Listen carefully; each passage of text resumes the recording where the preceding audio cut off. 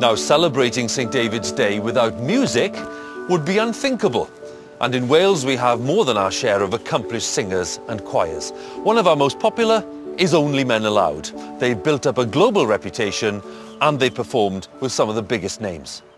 We are more than intelligent, corda multo itoverus, more morte concludem, patres vixam semperis, quam arrivet. Steve Hamnett is one of the members of the choir. He lives here in Llandaff, and his deep bass voice is to be heard resounding in the city's gardens and churchyards. In darkness, I've been living in Llandaff for about 28 years now. Most of my daily life in the growing season is I'm a gardener. I cut grass, I tend gardens. But singing is a very large part of my life. Singing in church, singing on stage. A lot of my faith is expressed through music. I first started gardening for my local church, tending the grounds around the church. And a few of the parishioners said, oh, you know, would you do my garden as well? And so I started to look after their garden, and the gardening business, as it were, grew from those first few seeds. I've got to say, I absolutely love it. This time of year, especially when the trees, the flowers, they all seem dead, they're still slumbering in winter, and then you start to see these first few little shoots coming through. And it's very appropriate, of course, at Easter time that what seems to be dead actually comes to life again. There's a great correlation between what I see in nature and what our faith tells us from the Bible.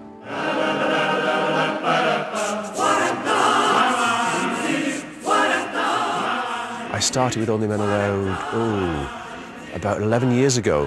I was at a particularly low point in my life, and a friend of mine who was singing with the choir at the time said, come along, it's a great bunch of guys, have a sing, have a laugh. And I found that to be the case. There's a wonderful comradeship in the choir. We've sung in so many wonderful and varied and interesting places, and great to feel that connection with the audience. It's a wonderful thing.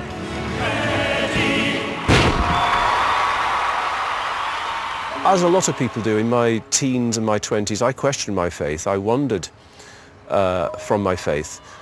But I did find that I had that deep yearning within me, and I came back to the church, and I've remained there ever since. And even though in difficult times, the last few years have been particularly difficult for us, I found that my faith has upheld me.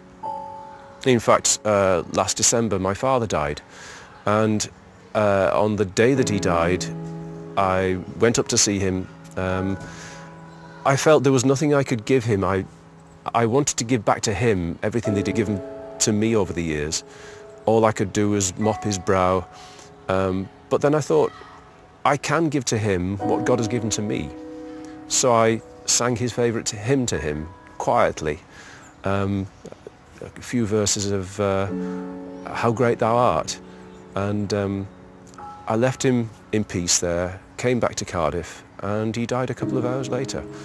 And I thought, what better way to end a life but with your favourite hymn in your ears, your family having said their goodbyes, and he's up with the angels there somewhere now.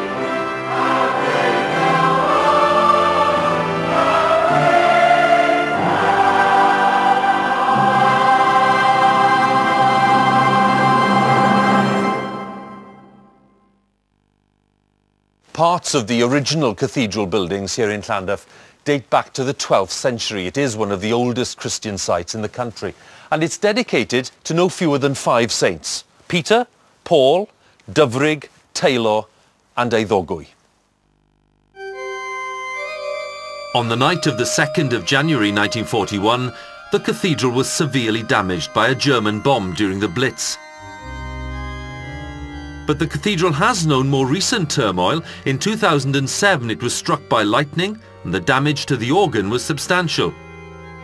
Since then, after an impressive fundraising effort, a new organ has been installed. It's one of the best in the world. It's certainly one of the biggest organ installations in the UK of the past half century.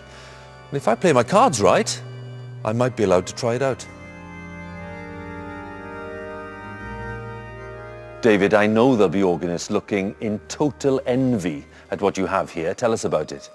Well, it really is a fantastic organ, and it came about almost, you could say, by act of God, because in 2007 we had a terrific lightning strike which struck the cathedral directly and rendered the old organ totally unusable. So he went about raising the money, and in fact it cost £1.5 million, and we have a fabulous Nicholson organ here in Llandaff Cathedral. Raising money in today's financial climate is not an easy thing to do. How did you go about convincing people that this was a good investment? That was a difficult task. It's difficult to convince people in the pew, if you like, that we need a new organ, despite the fact that they could hear the old organ. And in fact, when this one was being built, we had an electronic organ. And they thought, well, that's a nice sounding instrument at the fraction of the cost. But this is the legacy that we are passing on to future generations, and it will be here for a very long time indeed.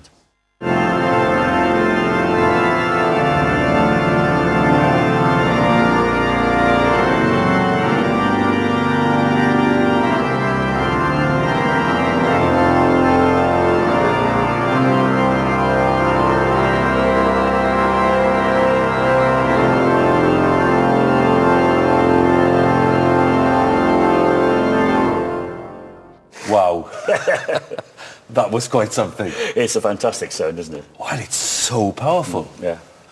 It's a bit scary, really. It is. Is this more scary than reading the news? Much more scary. I respect what you do. What is it like as an experience for you when you're at the helm of this? Well, I get a terrific buzz from playing this organ. It really is a fantastic instrument, and you can go right down to a whisper with pipes that are as small as a pencil.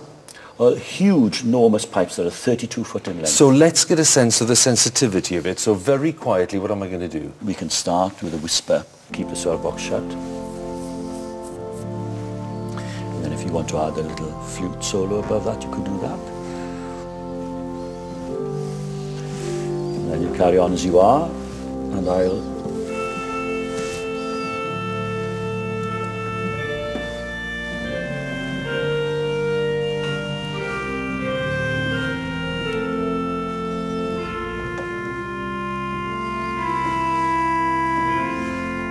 So delicate. Yes. It's a lovely sound, isn't it? David, thank you very much. I can't tell you what a thrill it's been. Well, would you like to stay all day? I'd like to stay all month.